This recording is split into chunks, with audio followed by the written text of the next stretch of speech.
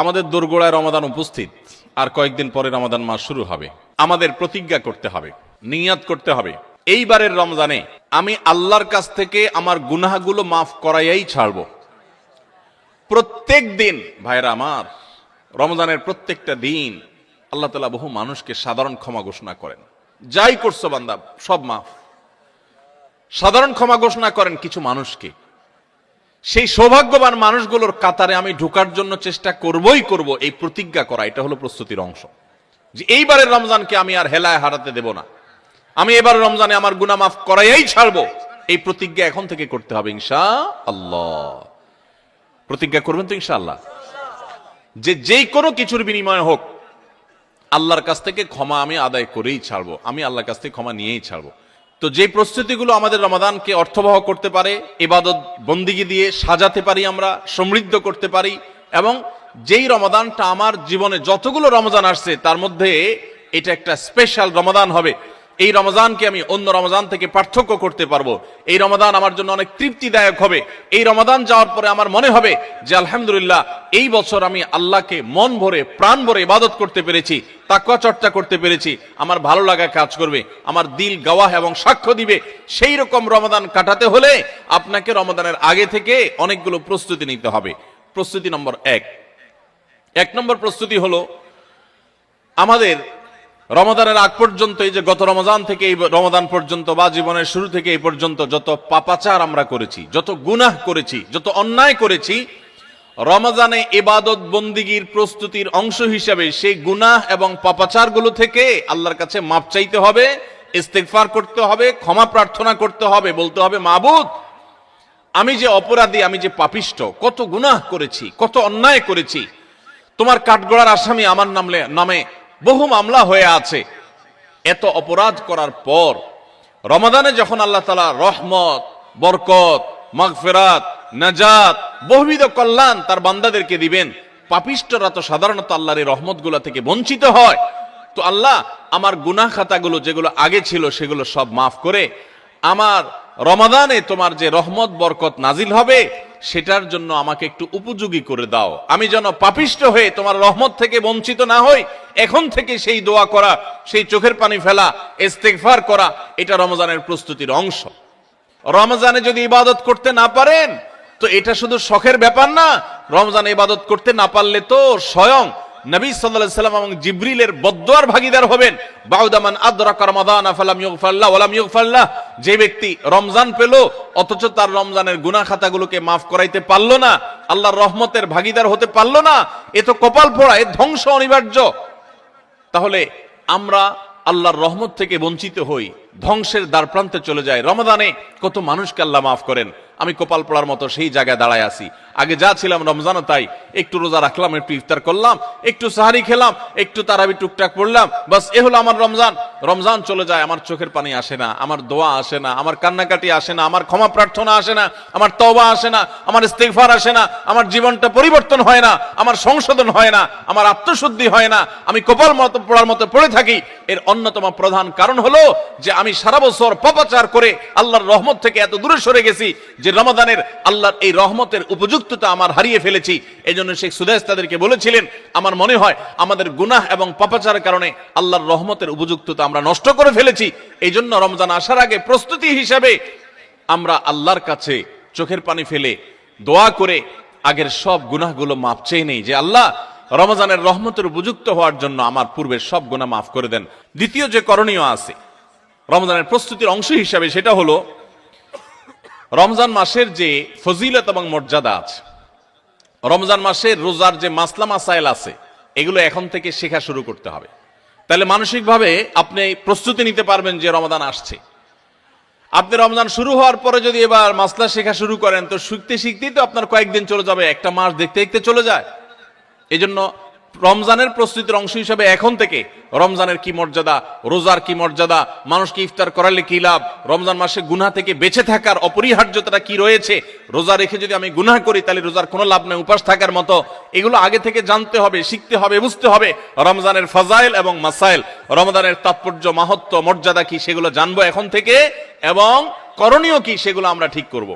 আমাদের প্রতিজ্ঞা করতে হবে, নিয়াত করতে হবে, এইবারের রমজানে আমি আল্লাহর কাছ থেকে আমার গুনাহগুলো মাফ করাইয়াই ছাড়ব।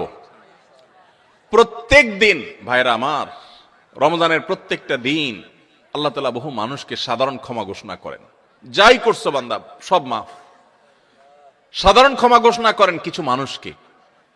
সেই সৌভাগ্যবান মানুষগুলোর কাতারে আমি ঢোকার জন্য চেষ্টা করবই করব, এই প্রতিজ্ঞা করা, এটা হলো প্রস্তুতির অংশ। যে এইবারের রমজানকে আমি আর হেলায় হারাতে দেব না, আমি এবার রমজানে আমার গুনাহ মাফ করাইয়াই ছাড়বো, এই প্রতিজ্ঞা এখন থেকে করতে হবে ইনশাআল্লাহ। প্রতিজ্ঞা করবেন তো ইনশাআল্লাহ, যে যেই কোনো কিছুর বিনিময় হোক আল্লাহর কাছ থেকে ক্ষমা আমি আদায় করেই ছাড়বো, আমি আল্লাহর কাছ থেকে ক্ষমা নিয়েই ছাড়বো। এখন আপনি বলতে পারেন যে ক্ষমা যে আমি পেয়েছি তার গ্যারান্টি কি, কিভাবে নিশ্চিত হব? ভাইরা আমার, কোন কোন সালাফ বলেছেন আমাদের দোয়া কোনটা আল্লাহর কাছে কবুল হয়েছে আর কোনটা কবুল হয়নি নিশ্চিত হওয়ার কোনো উপায় আছে কিনা।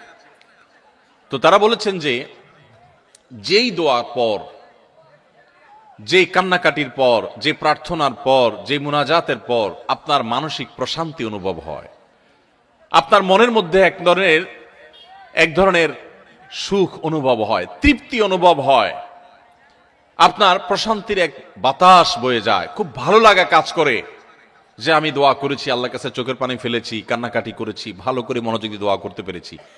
এরকম যদি তৃপ্তি অনুভব হয় তাহলে সুধারণা করতে পারেন যে আল্লাহ আপনার দোয়াটা কবুল করেছেন। 4 নম্বর যে করণীয় আছে আমাদের রমজানের প্রস্তুতির অংশ হিসাবে, সেটা হলো যদি কারোর আগের রমজানের, গত বছরের রমজানের রোজা বাকি থাকে, হতে পারে কেউ অসুস্থ ছিলেন, এত বেশি অসুস্থ হয়ে পড়ছেন যে রোজা রাখতে পারেন নাই, ভাঙতি পড়ছে, অথবা মা বোনদের মাসিকের কারণে রোজা ভাঙতি পড়ে থাকতে পারে, সফরের কারণে রোজা ভাঙতি পড়ে থাকতে পারে। এই ভাঙতি রোজাগুলো এই বছরের রমজানের আগে আগে রেখে দিতে হবে। 5 নম্বর প্রস্তুতি হলো নিজের অন্তরকে শিরক এবং হিংসা থেকে মুক্ত করা। আল্লাহর সাথে কোনো কাউকে, সেটা কোনো মাজারে শায়িত ব্যক্তি হোক, কোনো জীবিত ব্যক্তি হোক, কোনো কাউকে আল্লাহর সাথে অংশীদার সাব্যস্ত করা যাবে না।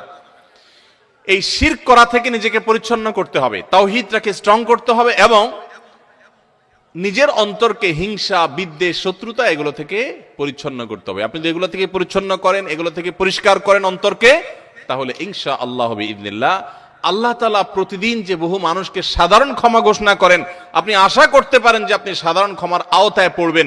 কারণ হাদিস থেকে আমরা জানি যে যারা শিরকের মধ্যে থাকে, যাদের অন্তরে মানুষের প্রতি হিংসা থাকে, শত্রুতা থাকে, তারা আল্লাহর সাধারণ ক্ষমা থেকে মাহরুম এবং বঞ্চিত থাকে। 6 নম্বর প্রস্তুতি হলো বিশেষ করে সামাজিক যোগাযোগের মাধ্যম এবং আমাদের মোবাইল ফোনগুলো নিয়ন্ত্রণ করে ফেলতে হবে, যেগুলো আমাদের ইবাদত বন্দেগীর ক্ষেত্রে বড় ধরনের বাধা সৃষ্টি করে। অনেকেই আছি যে সোশ্যাল মিডিয়ার আসক্তিতে আমরা এরকম ভয়াবহ একটা পর্যায়ে, যে আমাদের ইবাদত বন্দেগীর ক্ষেত্রে সবচেয়ে বড় বাধা হলো আমাদের এই ফেসবুকের নেশা, টিকটকের নেশা, ইউটিউবের নেশা, মোবাইলের নেশা, গেমসের নেশা। অন্তত রমজান মাস উপলক্ষে আমরা আমাদের এই সমস্ত বিষয়গুলো থেকে যদি বেরিয়ে আসতে পারি, এটা হবে সবচেয়ে বড় কার্যকর পদক্ষেপ, সবচেয়ে বড় প্রস্তুতি, সবচেয়ে বাস্তবসম্মত প্রস্তুতি। 7 নম্বর প্রস্তুতি হলো গত বছর, তার আগের বছর রমজানে আমি ইবাদত কেন করতে পারি না, কি কি সমস্যা ছিল। আমার অমুক দোস্তটা, ওর কারণে তারাবিটা পড়া হয় না, কারণ ও ওই টাইমে ফোন দেয়, আড্ডা মারতে বলে, অথবা তমুক কারণে আমার পড়ালেখাটা হয় না, অমুক নেশার কারণে হয় না। কি কারণে হয় না, প্রত্যেকেরটা আলাদা আলাদা। আমার গত রমজানে আমি কোরআনটা পুরো ভালো করে সুন্দর করে খতম দিতে পারি নাই কেন? শুরু তো করছিলাম কিন্তু শেষ করতে পারি নাই কেন? আমার গত রমজানে যে তারাবি কয়েকদিন মিস হয়েছিল, সেটা কেন মিস হয়েছিল? আমার গত রমজানে যে ভালো কাজগুলোর পরিকল্পনা ছিল, সেগুলো কেন হয় নাই? সেই বিষয়গুলো আমাদের চিহ্নিত করতে হবে, খুঁজে বের করতে হবে। বের করে এইবারের রমাদানে যেন সেগুলো রিপিট না হয়, সেগুলো যেন আর পুনরায় দেখা না দেয়, আগে থেকে সিদ্ধান্ত নিতে হবে এবং প্ল্যান করতে হবে।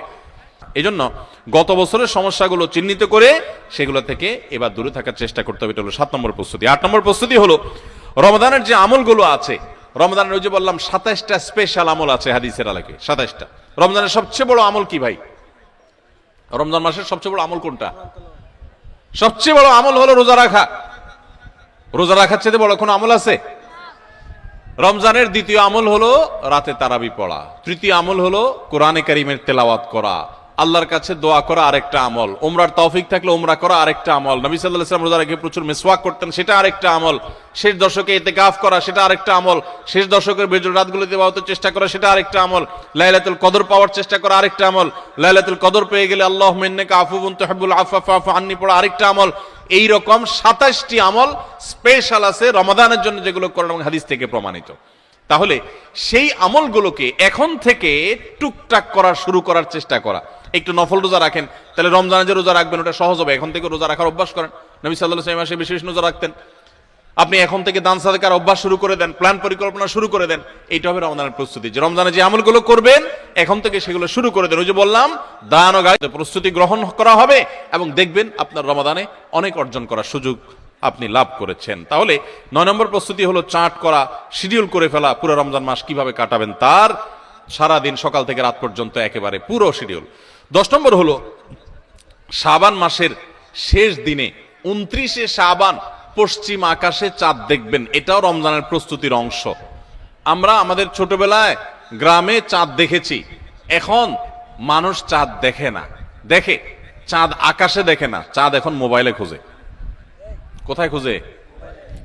মাগরিবের পরে মোবাইল হাতানো শুরু করে দেয়, এই রমজানের চাঁদ দেখা গেছে, ঈদের চাঁদ দেখা গেছে কিনা, চাঁদ দেখা কমিটি কি বলছে, ফেসবুকে নিউজ আসছে কিনা দেখো। আর 11 নম্বর এবং সর্বশেষ প্রস্তুতি হলো আল্লাহর কাছে ইবাদতের জন্য দোয়া করতে হয়।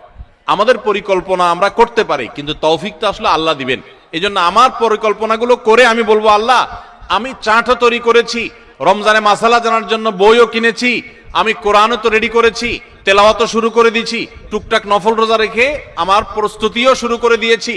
আমি আমার জায়গা থেকে যা করতে পারার আমি করছি। মাবুদ, এবারের রমজানটাতে তুমি আমার একটু ইবাদত করার তৌফিক দিও। ভাইরা আমার, আপনারা অনেকেই অনেক স্বাদ জীবনে আস্বাদন করেছেন, আড্ডা মেরে বন্ধু বান্ধবের সাথে একান্তে কাটিয়ে বিভিন্ন রকমের কাজ করে মজা অনেক লুটেছেন। আল্লাহর শপথ, রমজানটাতে যদি আপনি ইবাদত করে কাটাতে পারেন, রাতভর একটু চোখের পানি ফেলে তাহাজ্জুদের সময় সাহারি খাওয়ার পর 10টা মিনিটে যদি একটু কাঁদতে পারেন, আল্লাহর কাছে মাপ চাইতে পারেন, আপনার কাছে পৃথিবীর যে কোনো কিছু তৃপ্তির চাইতে অনেক বেশি তৃপ্তিদায়ক হবে এই আল্লাহর কাছে একান্ত মুহূর্তে কান্নাকাটি করা, দোয়া করা, ইবাদত করা, ইস্তেগফার করা, আমলে মশগুল থাকা। আপনি সেই জিনিসটা করার পরিকল্পনা এই বছর রমাদানে নেন, চেষ্টা করা যাবে না ইনশাআল্লাহ।